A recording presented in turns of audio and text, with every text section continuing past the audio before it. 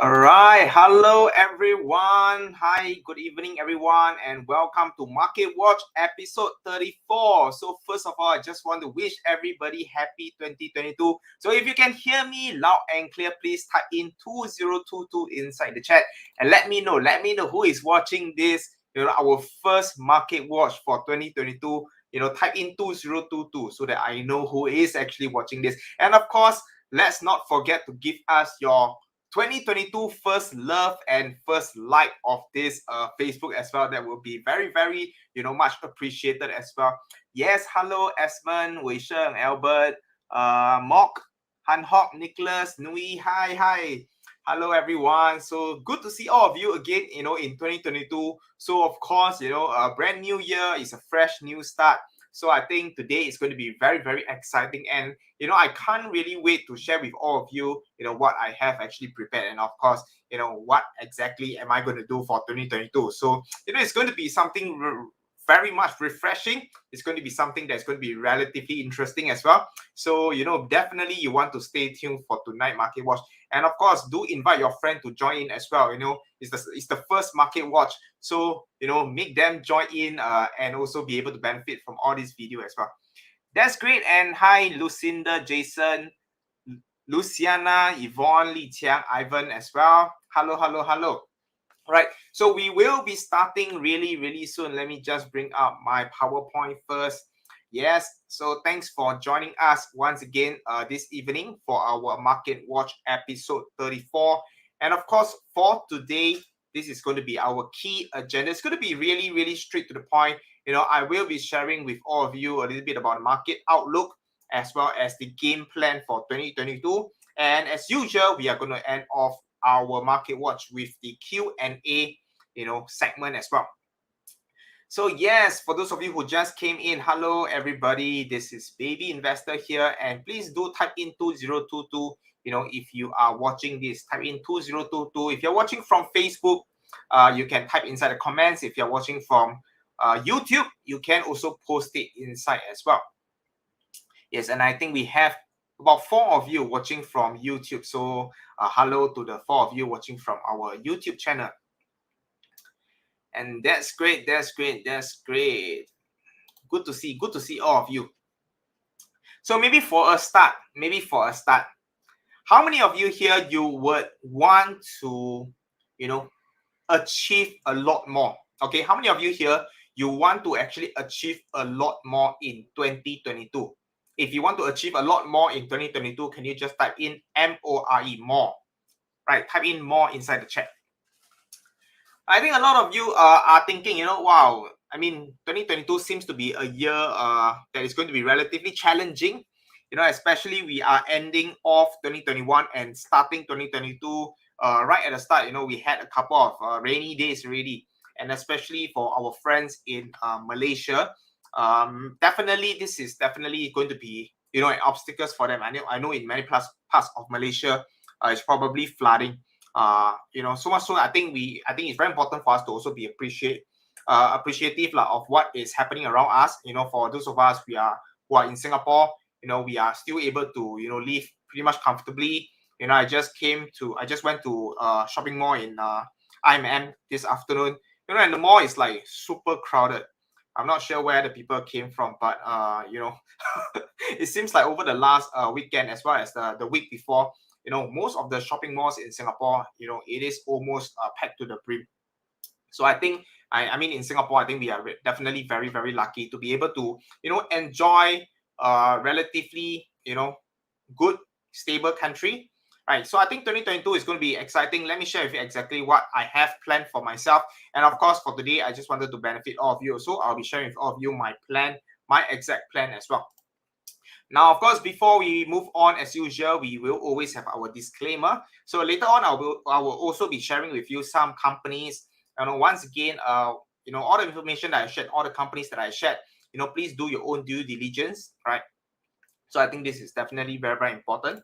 And of course, before I move on to the syllabus itself, just a quick shout out, a quick advertisement as well, right? So I think some of you have actually missed our last session of this Ultimate Options to Profit webinar that we actually conducted about 2 weeks back, right? So our next upcoming one is actually, you know, the first Options to Profit webinar is going to happen on Tuesday, which is 2 more days. So for those of you who didn't manage to catch us for that particular, the last one, you know, this is also your next opportunity for you to join us as well. So again, the link, I will be putting it over there, bit.ly/OTP 4th Gen. This is actually cap sensitive, right? So if you have not joined us the previous round, please do join us this round.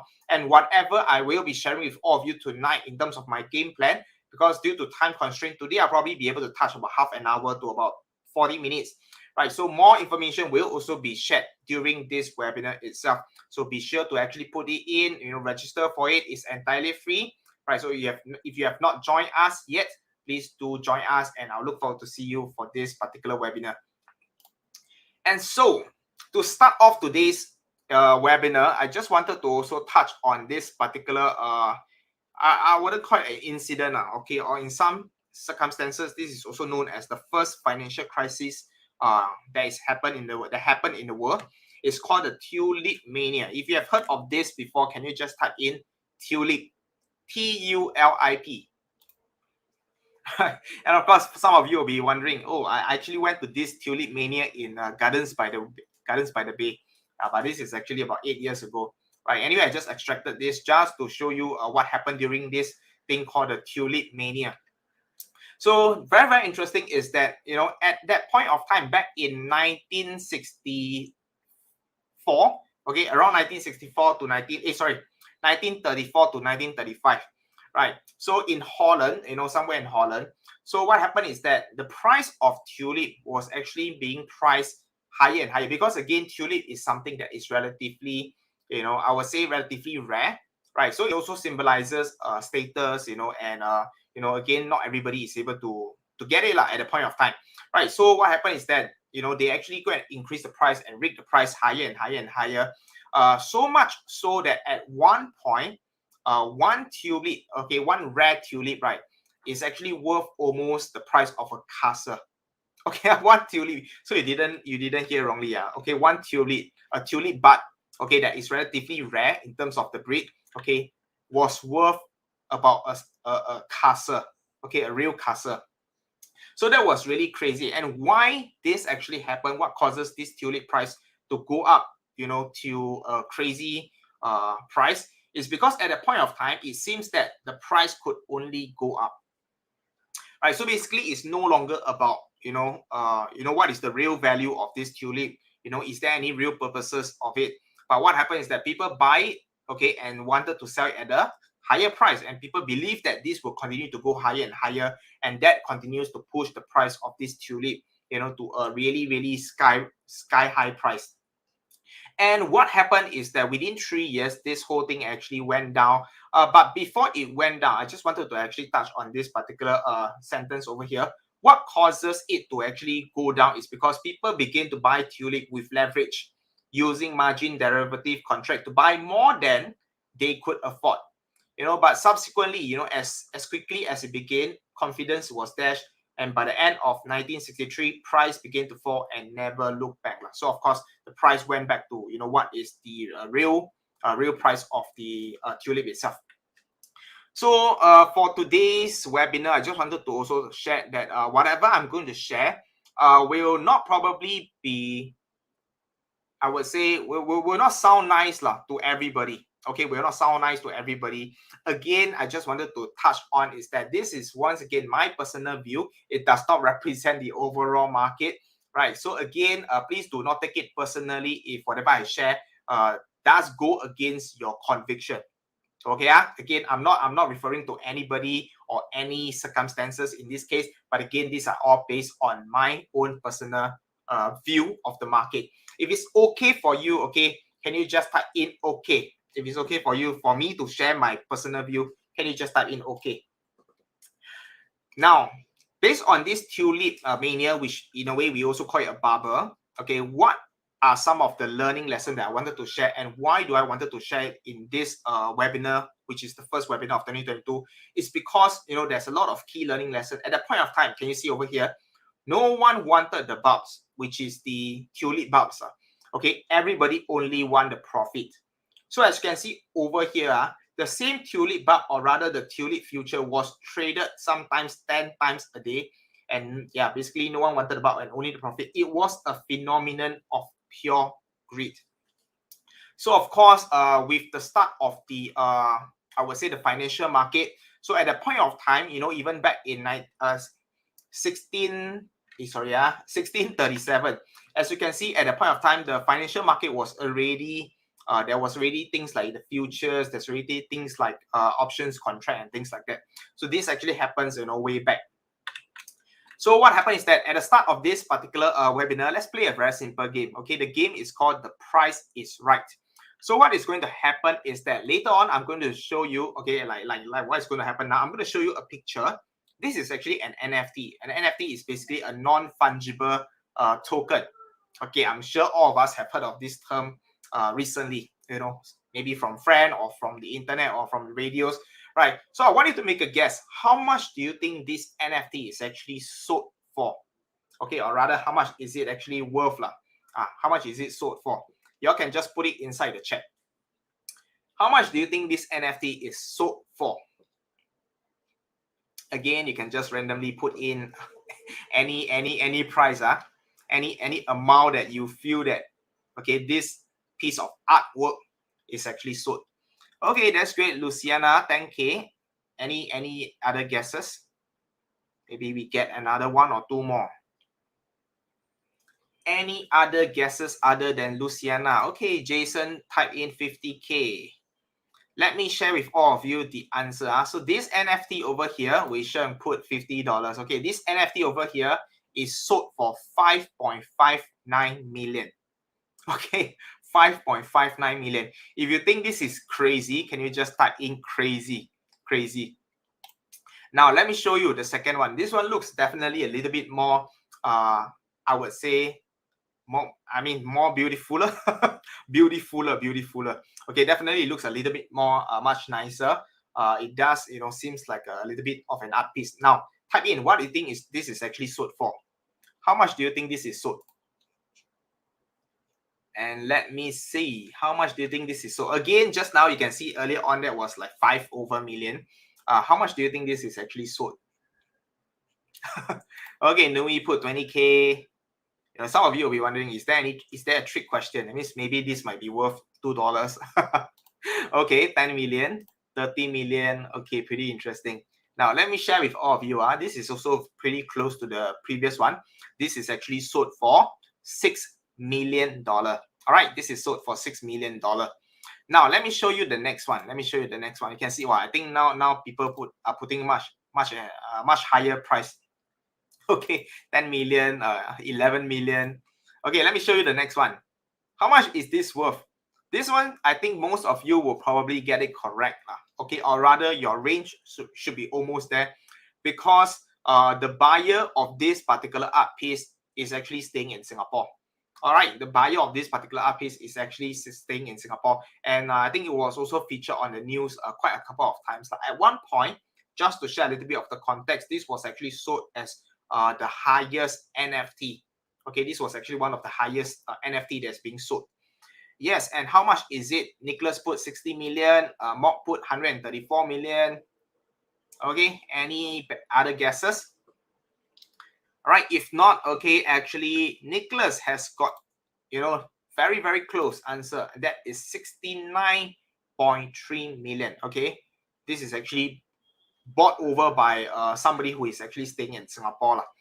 Now, I have one last one. Okay, this is the more challenging one.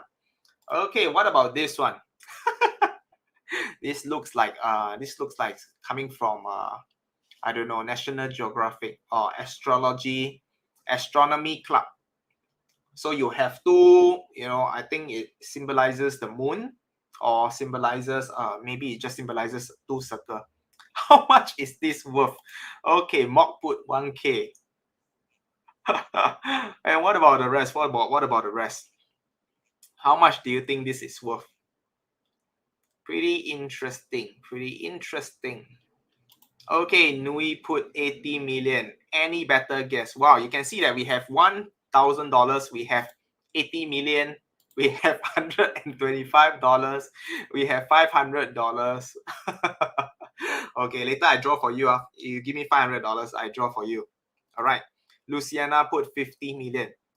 Now, let me share with all of you. Okay, Rachel put 99 million. So actually, Rachel is the closest. Okay, this is actually sold for $91.8 million. All right, and as of today, I think this is one of the highest NFT that's being sold. Okay, in terms of the first transaction. Okay, first transaction, this is one of the highest at $91.8 million. Right. So can you see? This is, personally, in my opinion, this is almost very similar to the tulip to the tulip bubble, whereby I wouldn't say that this thing is not worth 90 over million. Okay, but again, like I said, what is the mindset behind people who are actually buying it? Are they buying because they really appreciate this art piece? They really feel that this is something that's worth 90 million, or simply because they buy it so that they believe that this price can actually go even higher, and that is why they are actually willing to pay that kind of price for it. Now, I think some of the reply from you guys is like, oh my, it's like, what the hell, etc. Exactly, that's what is going on in my mind, right?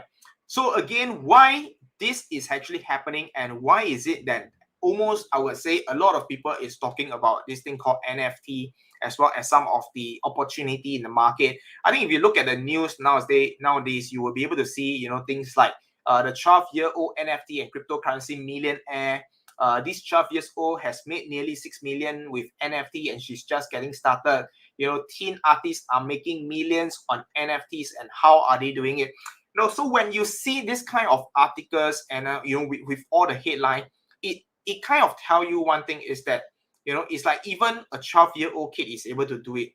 So which also means that definitely you will be able to make millions if you actually come into this particular market as well.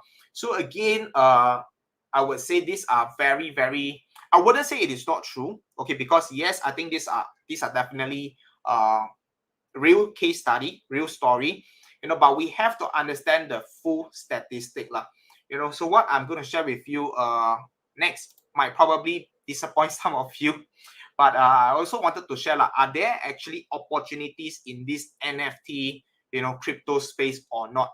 Let me share with you this. The average price, right, suggested by the most popular NFT site is shockingly high.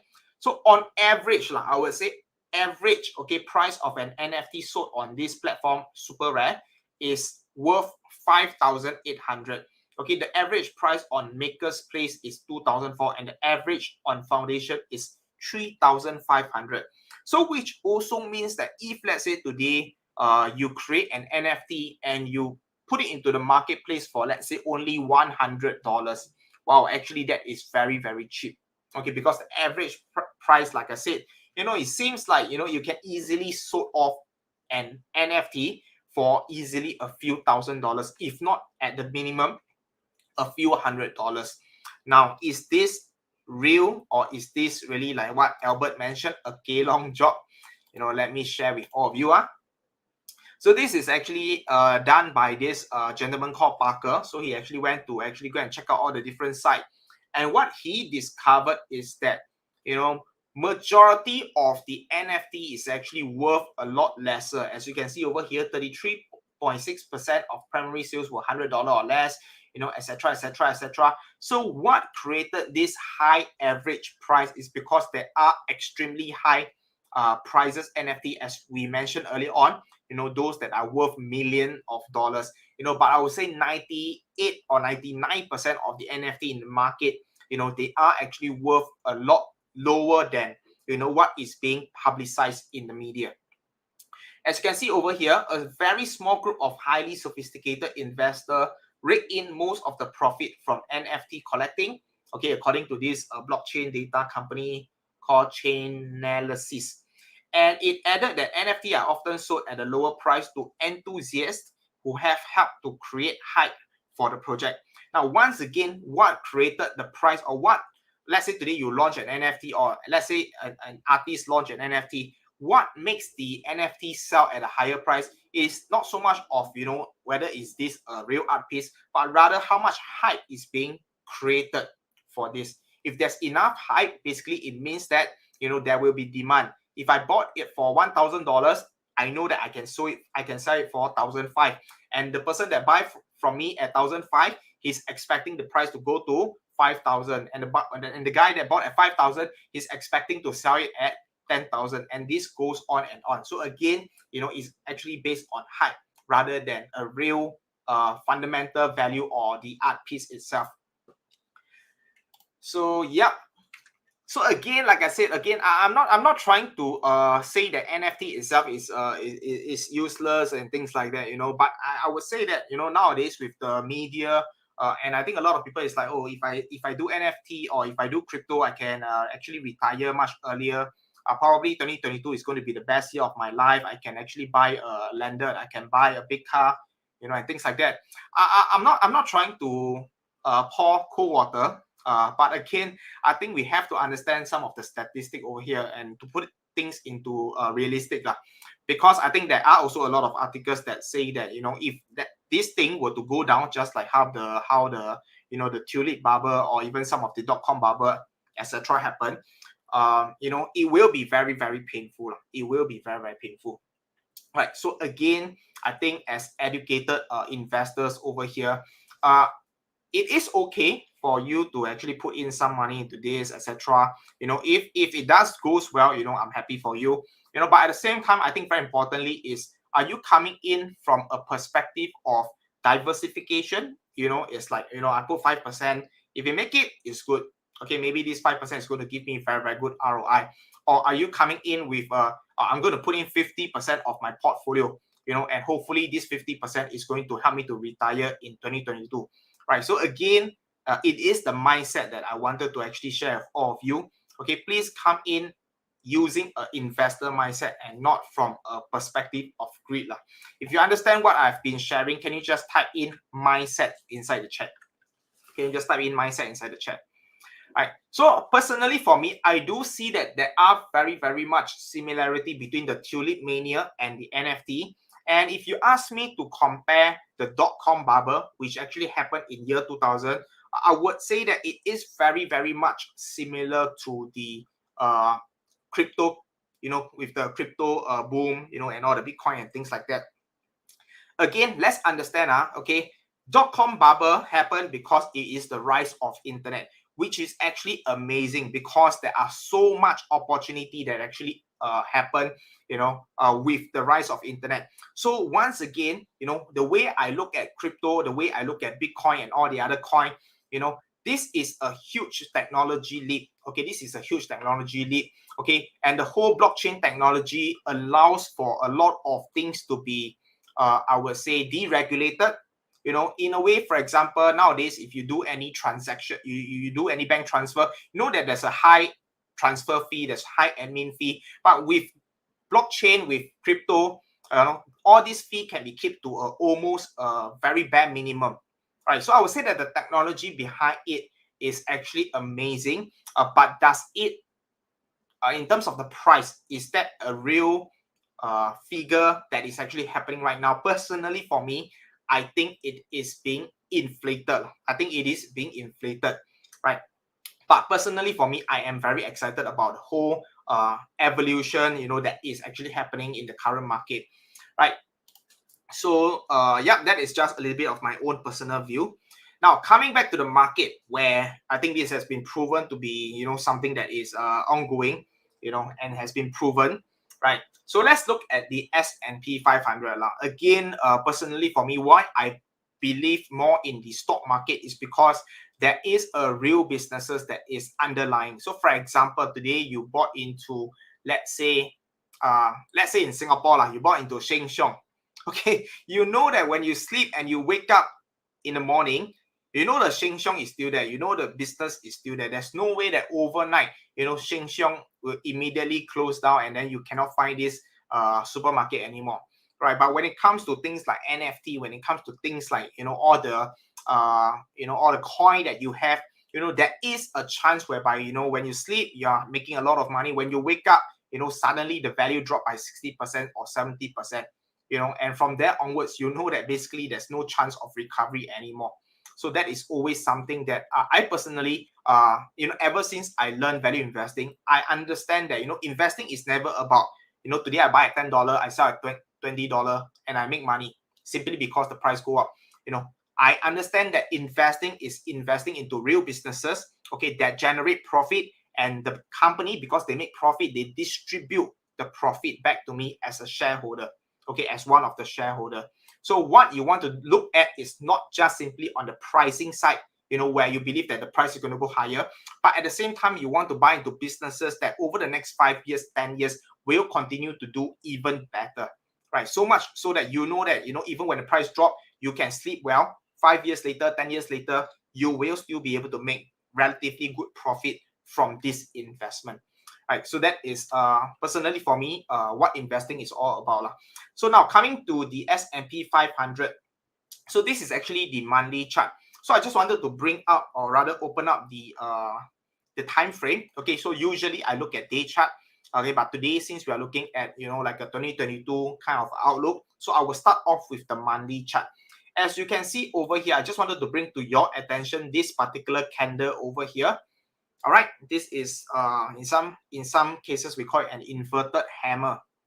I think I have mentioned previous time before, when you see an uptrend, okay, that means when you see the chart going higher and higher, and then you see an inverted hammer, and after the hammer, what happened if you see a red candle? What it actually symbolizes a trend reversal. Okay, trend reversal. So when you see a trend reversal, basically it means that the price is going to go down even more.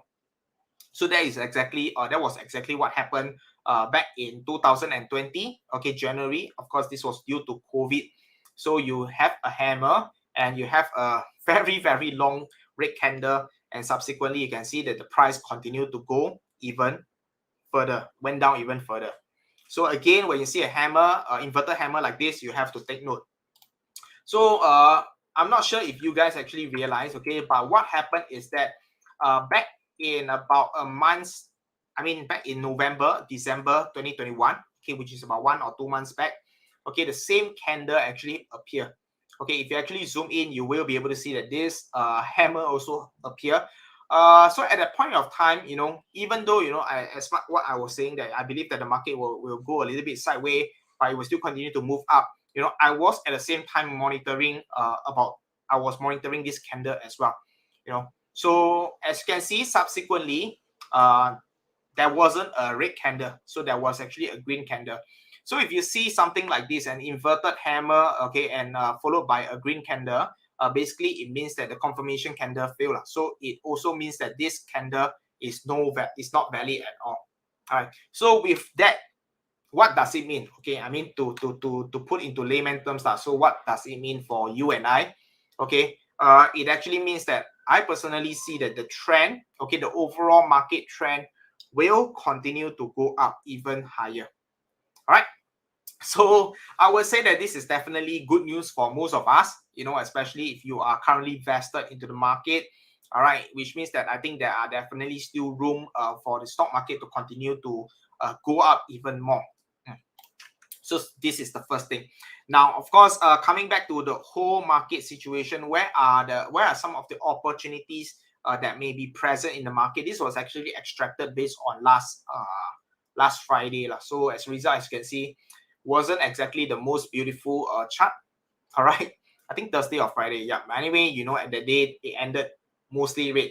But let me just bring your attention to this which industry is underperforming. So we want to go for industries that are relatively undervalued. Okay, undervalued. So over here, I have two different industries. One is the technology, software, infrastructure. Okay, where you have companies like Microsoft, Adobe, Oracle, right? And on the right-hand side, we have consumer defensive discount stores. We have companies like Walmart, okay, Costco, Target, Dollar General, etc., etc. So on the left hand side, okay, this is actually the share price. On the right hand side, this is represented by the PE ratio, okay, the price earning ratio. So based on these two, on the left hand side and the right hand side, which industry, okay, based on what you see, is actually more underperforming? Okay, which one do you think is more undervalued now? Okay, we use investor term. Which one do you think is more undervalued? Left or right? Can you just type in L for left, R for right? Which industry do you think is more undervalued? The technology, okay? If you think it's the technology, type L for left. If you think it's the consumer defensive, type R, R for right. Okay, so Durva Sula, okay, put R. And what about the rest? What about the rest? Okay, Nui also put R. Okay, Qing Yang also put R. Luciana put CF, consumer. I don't know what CF Okay, okay, Mock put L, left. Dennis put R. Zoe put R. I would say that most of you actually put in R.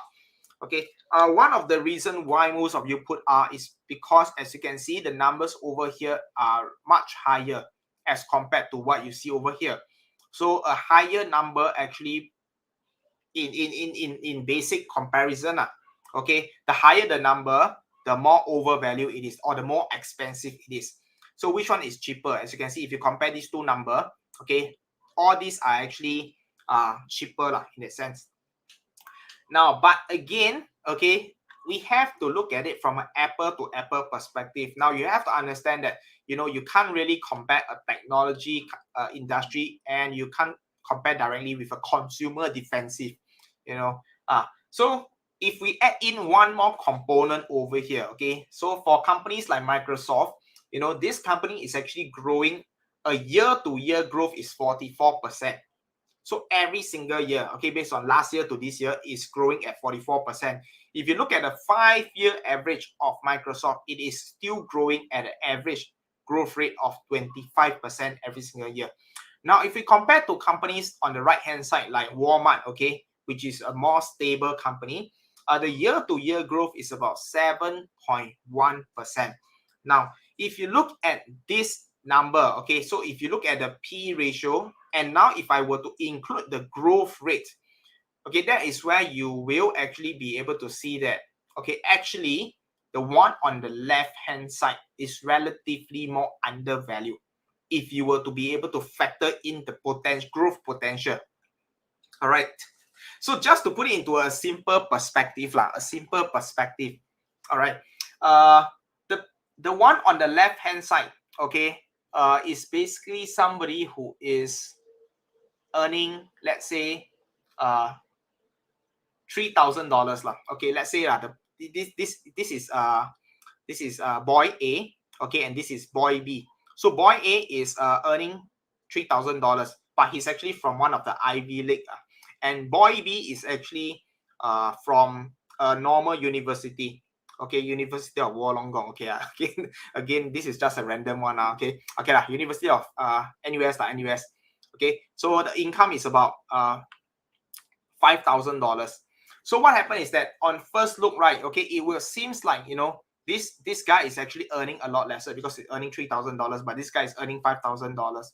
But if you look at the growth potential of these two gentlemen, okay, this guy maybe it's because he has already been working for years.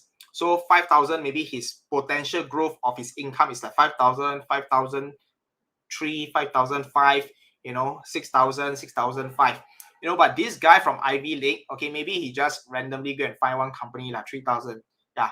But his next promotion, it could be already 5,000. His next promotion could be $7,000. So because we factor in the growth potential of this company, so even though at the start it might seem a little bit not so worth it, but if you were to factor in the future growth, you start to realize that this value is actually even cheaper. Okay, this value is actually even cheaper. Now, this is just a very simple comparison between these two industries. Now, let's take a look. Okay, if you look at the earlier chart, based on the Finviz, which is this, you will be able to see one group of company or one group of industries that is very, very small in number. Okay, and this group of company is actually the banking industry, the finance industry.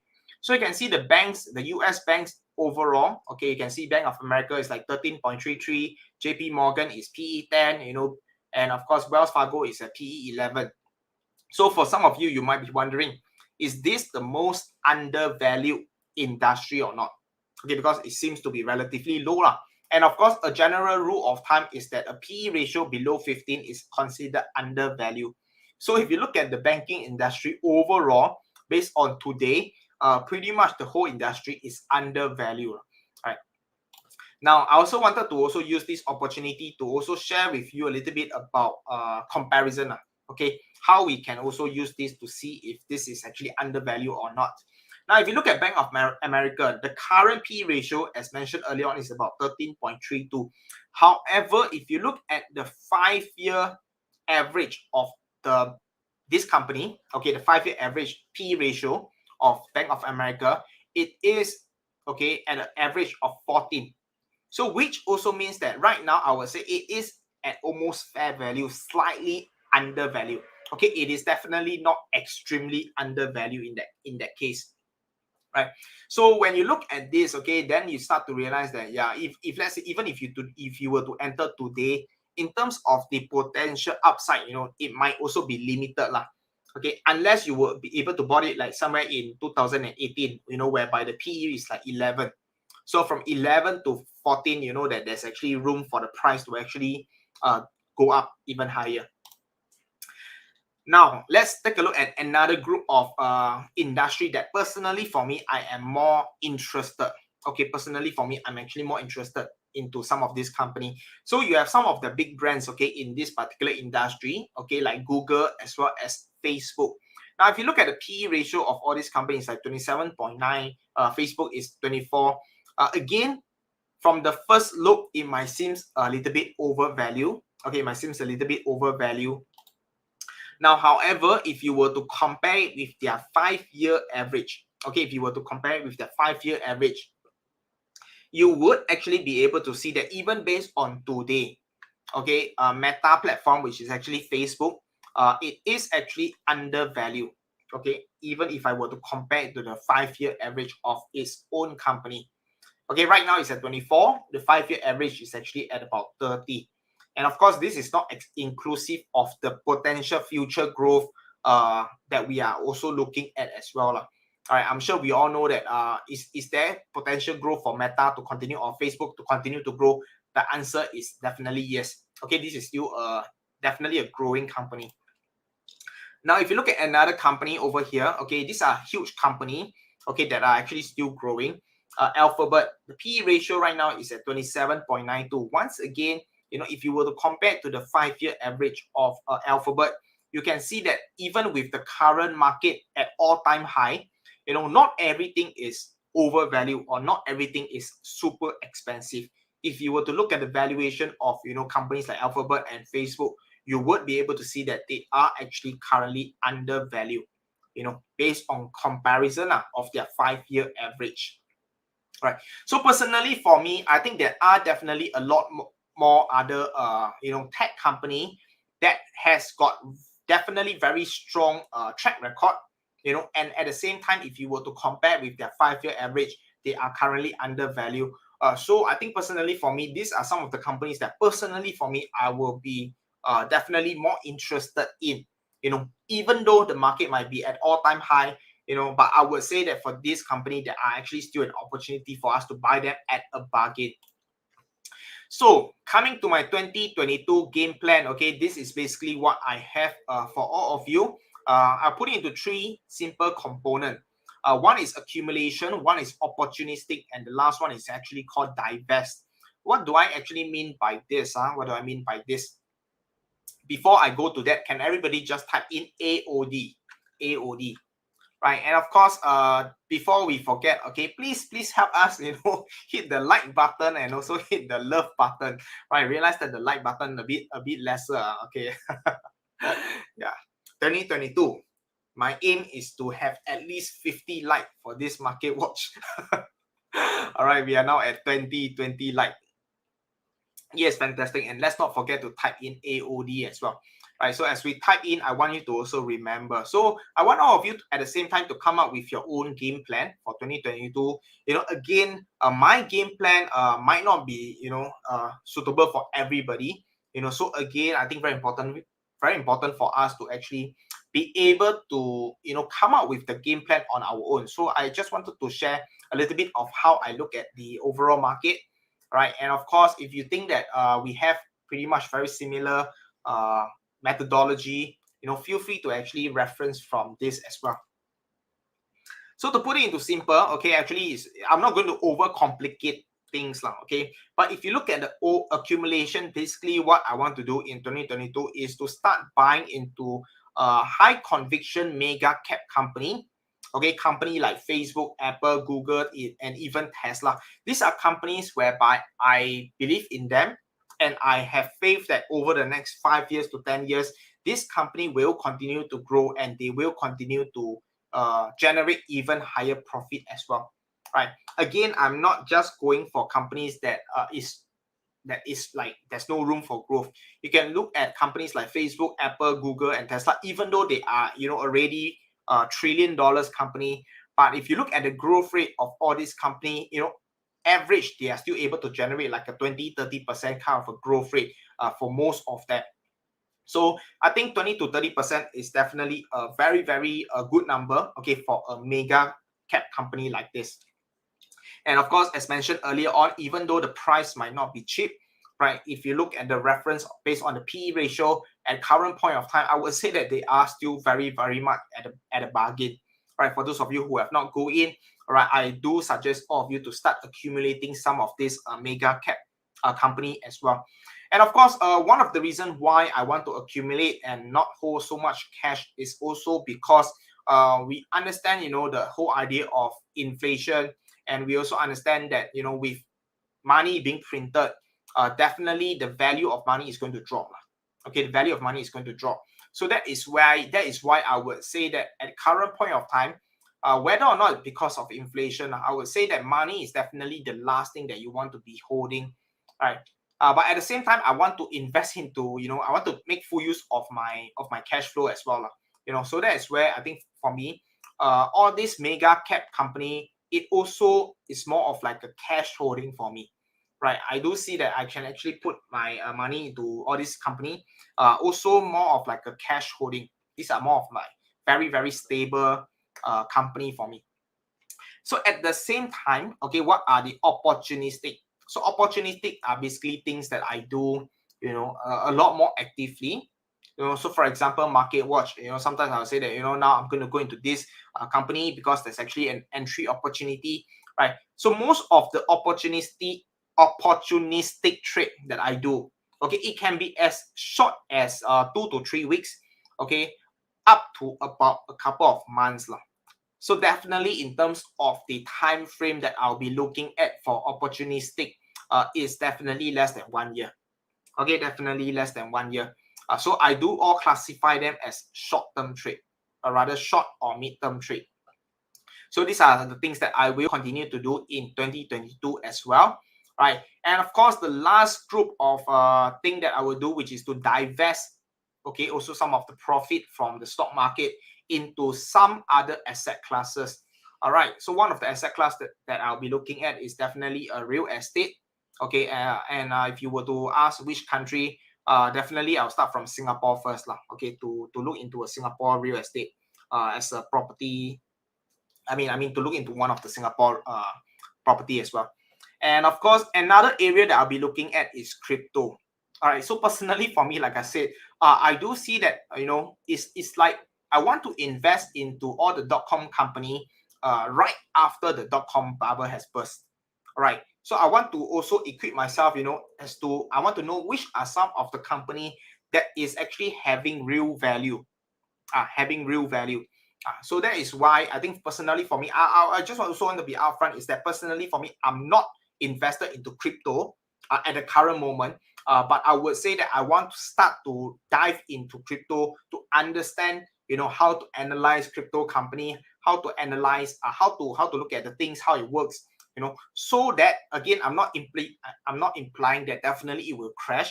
Okay, but if it does crash, Okay, I want to be able to select the good performing companies, right? So that is why I also want to invest into crypto and also into crypto education as well, to learn from people who are already doing in the market, right? And last but not least, I would say that very importantly is to also continue to have personal development. So I think this is also something that I'll be spending more time, in terms of investing mindset, in terms of trading game plan. I wouldn't say that I have the best investment and trading method and also strategies. I think we are continuously learning from other people as well. So I think 2022 will definitely still be a year of growth, where we'll continue to learn. I will continue to learn. And that is also where I will continue to share with our insider community as well. And so all of us will be able to continue to grow together, right? Yeah, so pretty much, okay, I would say that this is what I have in terms of the overall game plan. But in terms of the stock market, in short, I do see that the market will continue to go up even higher. Some of you will be saying, so Bowen, do you still think that the market is going to crash in 2022? My answer is still yes. Okay, my answer is still yes. Okay, and it is not just me. I think there's also one person that also mentioned that the market will crash in 2022. Okay, and that is Elon Musk. So don't trust me. Go and trust Elon Musk. Anyway, now I'm going to have Q&A. So if you have any questions, okay, now is the best time for you to ask. Yeah, so let's try to end it by 1 hour. So we have like 13 minutes for me to answer any of the question that you guys actually have. Great. What do you think about NEO? Okay, yes, I think this is definitely a great company. Recently, I was also doing a little bit of research into NEO. So I think previously there are quite a number of questions as to which China EV company to invest. We have NEO, we have Li Auto, we have XPeng as well. And my previous answer was actually NEO. And I would say that my answer have not changed. I still see that NEO has got the strongest potential among the 3 EV company in China. In terms of the car sales, okay, in terms of the car delivery, I think the numbers coming from NEO might not be as fantastic as the 2 other company, XPeng as well as Li Auto. But what you can see from NEO is that they are actually spending a lot of money building up the infrastructure. Okay, they are spending a lot of money to build up the infrastructure. As of the latest news that I heard, they have like 900 over, is it 900 or 500 over battery swapping station. Okay, and next year, which is rather this year, they are going to double this amount. And NEO is not just doing the battery swapping; they are also one of the largest in terms of the normal charging station as well. So you can see that NEO is actually building up a lot of the infrastructure, and then they have the car to support it as well. So again, like I said, I would say that they are more comprehensive. And one of the good news coming from NEO, I would say this year, do watch out for the 2 car that is coming out. One is ET7, one is ET5. ET7 is going to launch in March this year. So then the numbers will be out, as to the demand of the saloon. And of course, the ET5 is coming in the 2nd or 3rd quarter of this year as well. So this is going to be something that is also of high interest for NEO. Now, the second part is also they are working with some of the large oil and gas company like Shell, as well as Sinopec as well. So I would say that because of the infrastructure that NEO has already built up, they are actually collaborating with a lot of the traditional player and also helping to convert, some of the Shell station into semi-electric charging station as well. So with that, okay, this would actually help to, even speed up the whole infrastructure setup of NEO. Okay, and of course, it's just like today you want to buy, for example, in Singapore, I think one of the biggest concern on why we do not want to buy an EV is because the charging station is still not as, it's not as comprehensive unless you stay in a landed, or unless, like just below your house, you have a charging port. But I would say for most of us, one of the key concern is still charging. So of course, with NEO and extensive network, and the battery swapping, which will just take about 3 to 4 minutes. So the whole idea that NIO is actually doing is, it moving forward lah. Okay, changing charging a car is going to be as fast as pumping petrol or filling up the petrol. So I think this is something that they have actually done right lah. Okay, a bit long, but anyway, in short, I do see that there's potential for NIO lah. Okay, what do you think of company like SE, which is C Limited, and CrowdStrike? Personally, for me, I love all these company lah. I do see that there's actually huge potential, and I also understand that over the last couple of months, I think all the high tech growth company has actually taken a fair hit lah. So in fact, I already started to monitor some of the relatively more popular one, like for example Teladoc and also Palantir. In fact, I have taken a small position into both Palantir as well as Teladoc. I think about one week back as well. Right. Again, these are all small positions that I'm taking. I have taken. I am not completely bullish yet. Okay, because the trend is not obvious that it is reversing. But there are definitely signs that it is going to reverse now. All right. In short. So yes, I think there's definitely huge opportunity for some of the high tech growth tech company that has actually fallen, easily about 30 to 40%. Start looking for those companies for opportunity. Now, is it the time to buy XPeng or NIO? Let me look at it from a chart perspective. I would say that my answer would be not really obvious yet. Okay, let me just show you the chart. Now, if you look at NIO, okay, this what used to be a very, very strong support for NIO at about $35. So right now, okay, as you can see, even with the recent jump of 14%, the current pricing is still below 35. So what I want to be able to see is that the price is able to come above 35 first. Okay, I want to make sure that the price is able to go above 35, because what is going to happen is that, remember, the support, right, in this case can also be a resistance. So the last thing that you want it to happen is that the price go up, hit it, and then continue to drop. This is the last thing that you want it to happen. So which also means that if you were to buy it now, I know there's a high tendency that it could, of course, recover and then go higher. But at the same time, this could also happen. So what I want to do is I want to make sure that the price goes above. If it does comes down, hit the support, even better, and it starts to go back up. So I'm okay to actually wait for a little while for it to at least go above the $35 or even reach at around $36, $37, before I start to go in.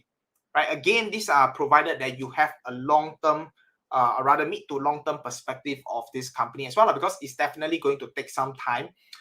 We are not here to trade for all these companies. Again, these are all companies that you can hold it for easily couple of years lah. How about semiconductors like NVIDIA, TSM, and okay, let's take a look at NVIDIA. Personally, for me, I still feel that NVIDIA, despite all the high growth potential, etc., in my opinion, I think it is still overvalued. It's a little bit overvalued. So if you look at the let's just look at valuation. I mean, just now we have taken quite a look at quite a number of them in terms of the valuation. Right. Just wanted to share with all of you as well. If you look at the valuation of NVIDIA, you can see that right now NVIDIA is trading at a price earning of 90. Okay, 90. Okay, in case y'all cannot see, this is 90. Okay, the 5-year average for NVIDIA is 57. Of course, the only thing that can, I would say, support this high PE ratio is that NVIDIA will be able to grow at a very, very high growth rate. Which I think definitely NVIDIA will continue to grow, but will it be able to grow at such a high growth rate? To me, that is the question mark that I have. And of course, companies that is growing and having such a high growth rate, with strong fundamental, I think there are better opportunity in the market lah. So that is why I would actually take a look at some other company as well. Now, if you look at TSM, okay, now let's take a look at TSM. TSM is my favorite trading stock. Okay, as you can see, it is still hovering between the two line. So pretty much there's nothing much I need to do right now because it is not at any side of it is still somewhere towards the upper limit. So I will continue to wait. Okay, if it were to break my resistance, perfect, that will be my great entry opportunity. But again, I did mention previously is that the longer the stock consolidate, the more powerful the breakout will be. Okay, so just let it continue to ding dong, ding dong, ding dong. It's just like a rubber band. The longer you stretch it for, okay, and when you release it, the power is going to be even stronger. So let it continue to consolidate. Anyway, we know that this is definitely a strong company. Even with the price staying flat, okay, every quarter you will be able to see the earnings is getting better and better and better and better and better. And that is the thing that is making it even more and more powerful. If you invest in a company that the price is flat, but the company earnings is also flat, then the power is not there. But this company, even though the price is flat, but the potential of this company is increasing because the earnings of this company every quarter is just getting better and better and better and better. So which also means that the PE ratio of this company is becoming lower and lower and lower and lower. So once the investors start to realize, hey, this is a great value company, and all the funds start coming in, that is where you will be able to see a run like this, something like this. Can you see it consolidate, and the moment it start to run, it is a huge run up. Okay, it is going to be a huge run up. So yeah, I would say for this, let it continue to consolidate lah. Okay, but XPeng seems to progress quite fast. Yes, okay, so we have to understand fundamentally, right, at the end of the whole cycle is that a business must make money. A business must make money. So now if you look at XPeng on its own, the cost of operation of manufacturing a car, okay, again, a car business is not exactly the best business for us to look at. So that's why personally for me, I think NIO is doing well, is because they are looking into a lot of other places to also generate income, okay, to build onto the profit of selling a car. So even if the profit from the car is not that huge, but because they have such a huge network effect, or profit that's coming from the network effect that they have built up, overall the profit is going to be still pretty decent. But if let's say XPeng is just purely selling car, if you go and look at some of the numbers, right, the more car that XPeng is selling, the more money they burn. Okay, because in a way, what they want to do is really just about market share. Now again, it is not sustainable. What they are using is just investor money. It's just that you give me money. Okay, I think I go and build a lot of car. I sell a lot of car, but every car that I sold, I'm going to lose money on. But it's okay lah. I mean, I'm using investor money. So again, these are not sustainable lah. Ultimately, the company must be able to grow on its own to generate positive cash flow. So this is more sustainable. The 5-year average PE is premium subscription in Morningstar. No, it is not. It is not premium. It is free. If got market crash, how long is the duration? Well, this is a $1 million question. Okay, but historically, it has been proven that if you will be able to hold for more than a year, right? Okay, most market will actually recover. But of course, we do have special scenario where, like the Great Depression, where it actually takes almost like 10 over years, for the market to recover. But again, we have to understand that nowadays, information is moving a lot faster, and with the Federal Reserve, anything wrong, they just print more money. Anything wrong, they just print more money. So I would say that nowadays, even with a market crash, the recovery should still come pretty fast. Okay, market recovery should still come pretty fast. What are your thoughts on Baba? Personally, for me, I love Alibaba. Other than the regulatory risk that is ongoing for all China company listed in US, I will say that this is definitely a great company to invest in. If you look at the chart itself, is this a company that is actually good to go in right now? Not exactly the best technical chart as well. Right, as you can see, it is actually still definitely going downtrend. It is still going down. So I will definitely wait for a more obvious reversal before going in. Yeah, thanks, Rachel. Yeah, the 5-year average is actually available for free. And hello to Haoling, is it? I believe. All right. Anyway, yeah, I don't see any other question ready. Yep. So and also it's also 1 hour since we have last shared. So yeah, pretty much that is all I have for all of you. I hope you guys have benefited from this today's market watch, in terms of the game plan. Yeah, so before I go off, okay, just a final announcement, okay, for those of you who miss it. Okay, once again, I have an upcoming webinar. So if you miss today's session, don't worry, I'll go a little bit more in depth, okay, inside this webinar as well. And this is going to happen this coming Tuesday, 8 p.m. to 10 p.m. It's called Ultimate Options to Profit webinar. So if you have not joined our webinar, feel free to join. If you have already joined, then of course you don't need to come anymore, okay, because it's going to be the same, almost the same as the last round. It's going to be almost the same as the last round. So if you have not joined, please do register through this link, bit.ly/OTP, okay, capital O, capital T, capital P, 4th Jan. All right, and I'll see you on this coming Tuesday at 8 p.m. If not, okay, for the rest of you, thanks for joining us for our first ever market watch for 2022. I look forward to actually share more information with all of you in 2022 as well. Right, I think this is going to be a very, very exciting year. I think there will be people who will make a lot of money, and there will also be a lot of people who will lose a lot of money this year. So personally, for me, I will be happy, with double-digit growth of my portfolio, and at the same time, I will be like mentioned, I will accumulate into some of the mega cap company, and at the same time to divest some of the profit into other asset class as well. So that's pretty much my game plan for 2022. With that, most importantly, I think everybody is to invest safely, stay safe, and of course, I hope to see you guys next coming Tuesday for this webinar, and for the rest, next Sunday for our Market Watch episode 35. Right, with that, thanks everyone. Good night and bye-bye.